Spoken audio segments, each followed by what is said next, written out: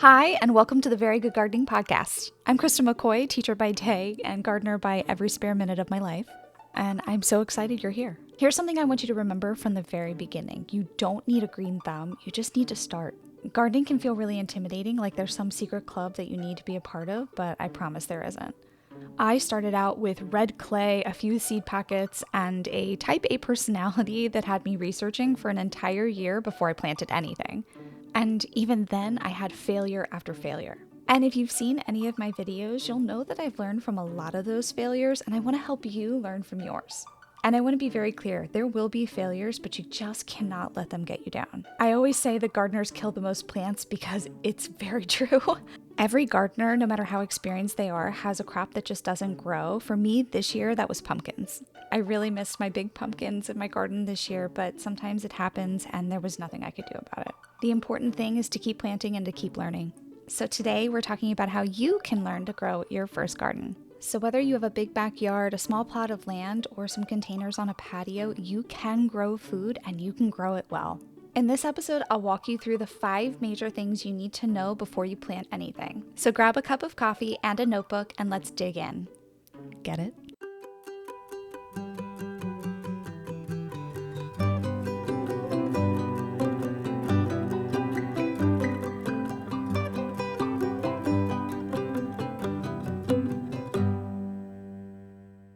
Number 1 is knowing your growing zone and your climate. A lot of people make the mistake of only knowing one.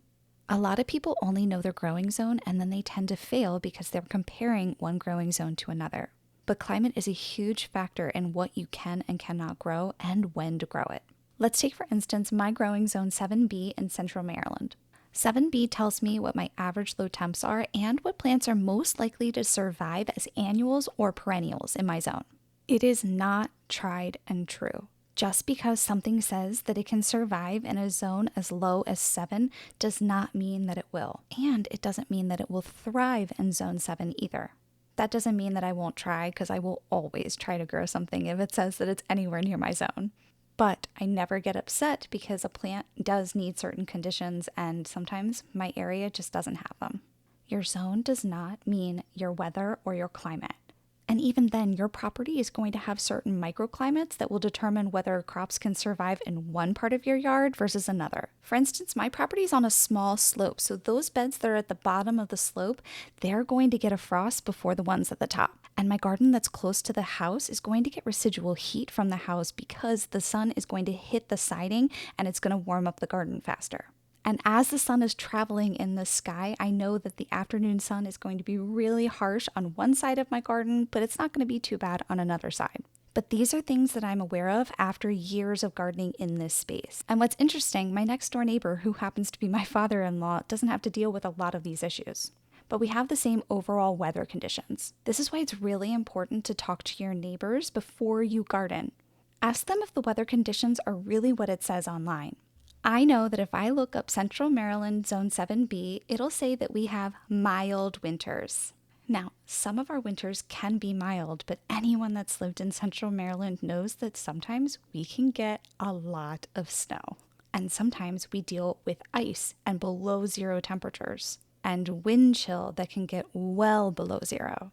Now, if you're living in northern Montana, you're probably thinking, yeah, that sounds mild. But mild to me doesn't mean feet of snow, which is what we have been known to get. The point is, ask your neighbors what the conditions are. That's going to give you way more information than anything you can read online. I encourage you to look up what your growing zone is on the USDA website, but also keep in mind that it doesn't tell you the whole story. Look up your climate, ask around, and then develop a better picture of what can grow and when to plant it. Moving on to soil. People say that it's simple. Good soil equals good food, but getting good soil is anything but simple. There is a very small population of gardeners who happen to have amazing soil and they don't have to do anything to it. Soil is such an important part of gardening, so let's break down how to encourage having good soil in your garden. And just a heads up, it might take a while. There are many different types of soil texture, including sandy, rocky, and clay, which is what I happen to have. That's why I went with raised beds, but all of my berries are actually in that clay soil and they love it. Sandy soil is going to be sandy, and you might have a hard time retaining water for your plants. Rocky soil is going to be tough because you're not going to have enough space for your plants to actually access all of the nutrients that they need.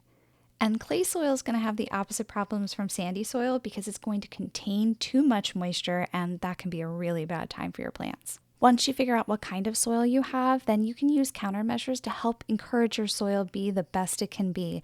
And sometimes that can take a season or 2 or 3. Let's say you're super lucky. Your soil is not sandy, it's not rocky, it's not clay. You've got great looking soil. Your next step is to get your soil tested. You can usually get a soil test from your local university extension.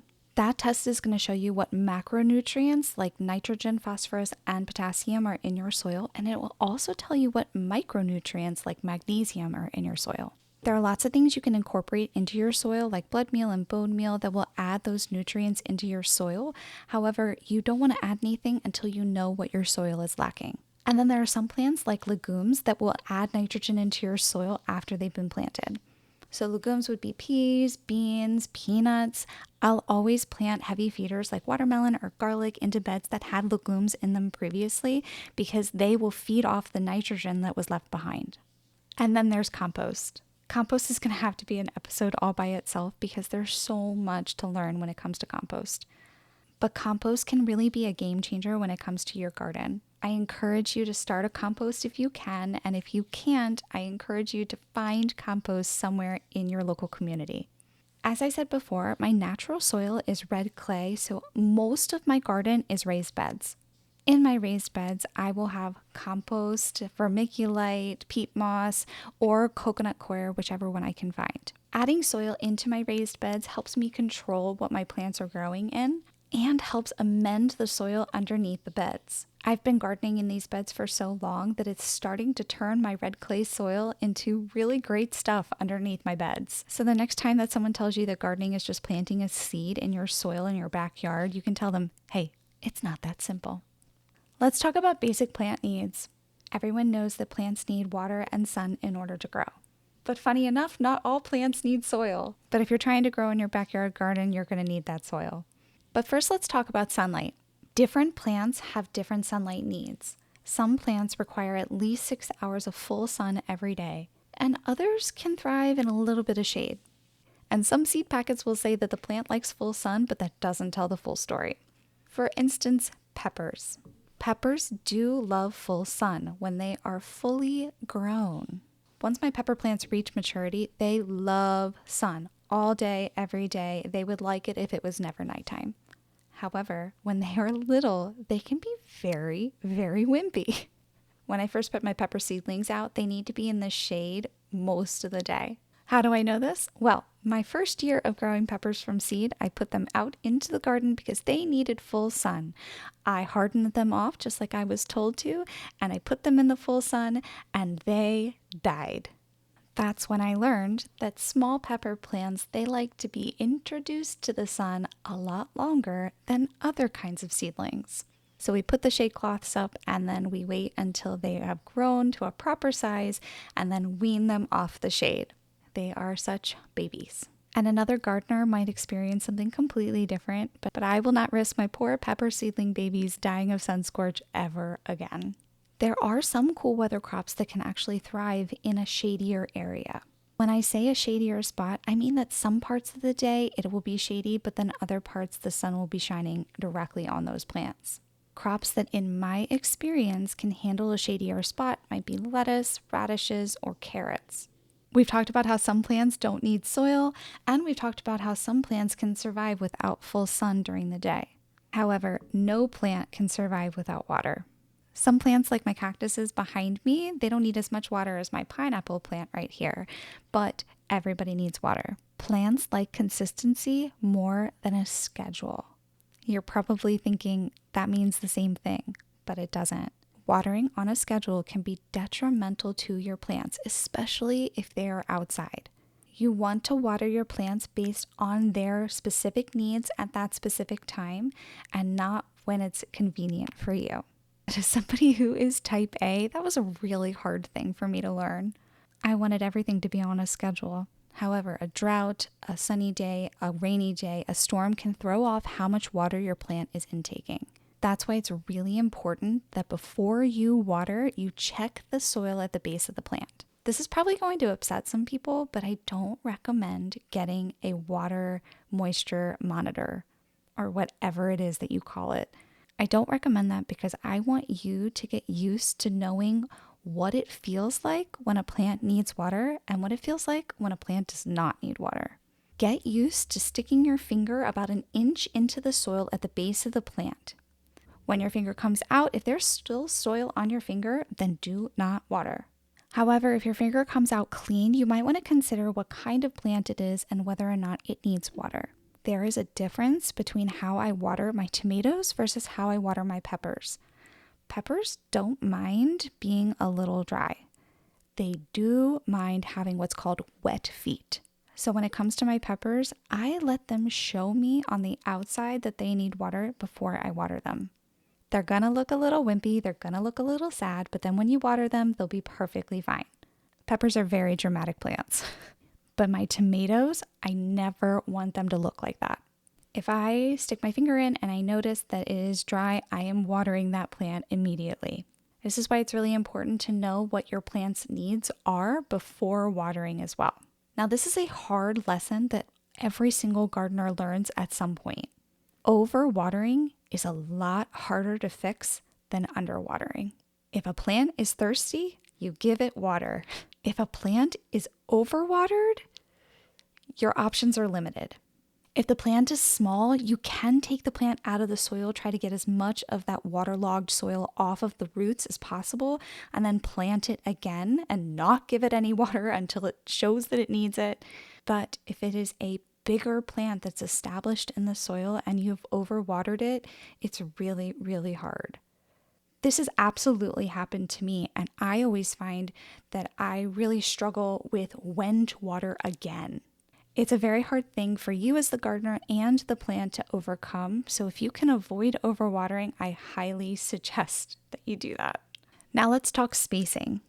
My first year gardening at this level, I planted watermelons about 2 inches apart.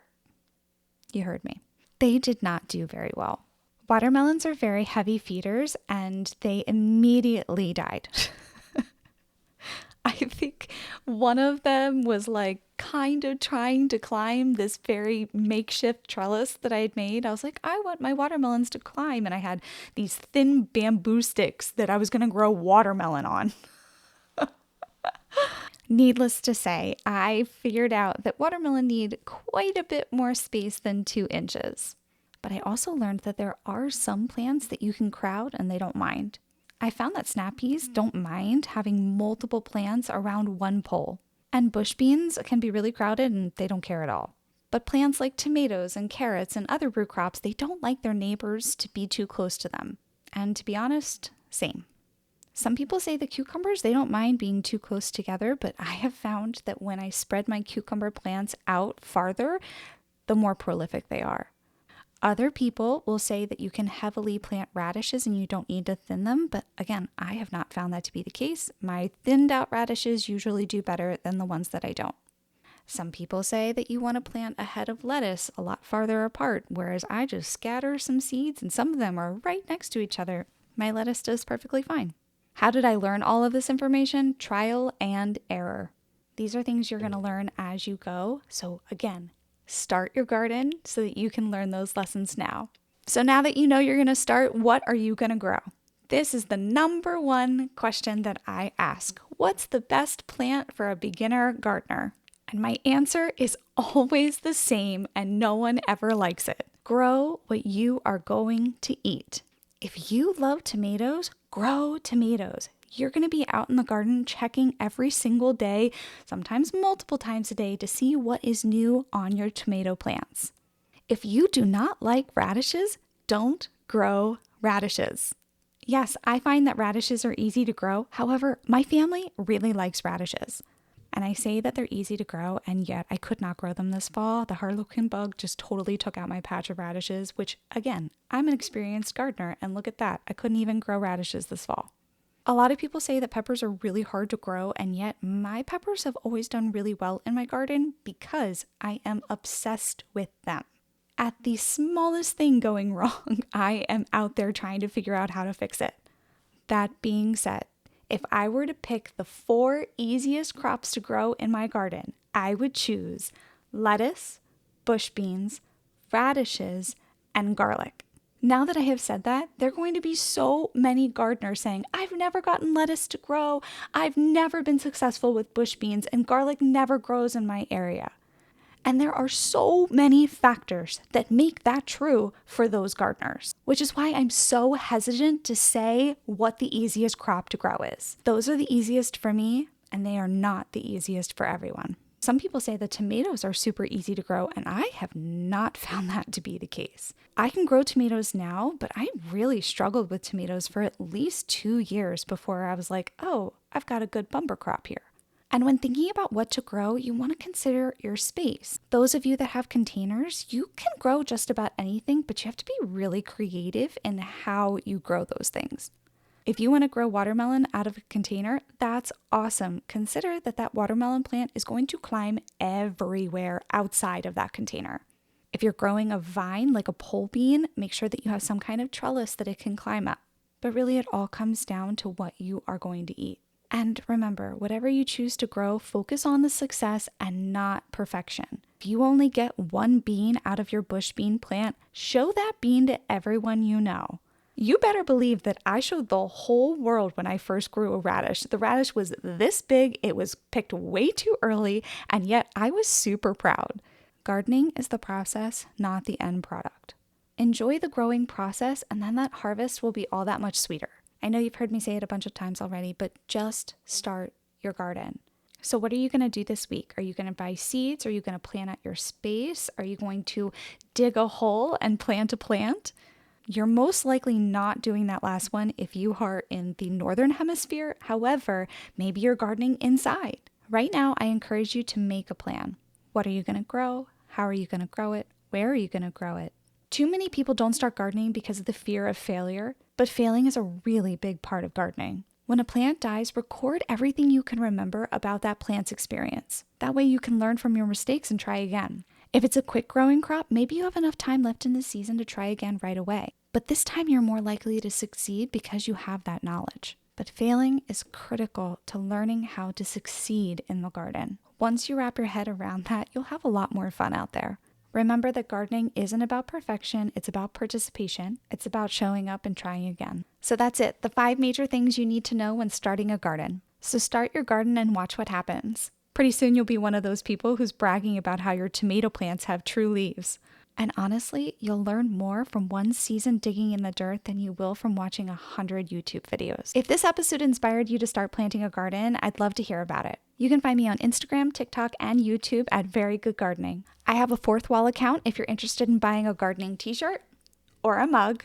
And I also have a Substack where my paid subscribers get the full recipe from my Harvest to Table videos and some other perks. Next week, we'll be diving into more details of gardening, so make sure you subscribe wherever you're listening. Until then, get your hands dirty, have fun, and grow something very good.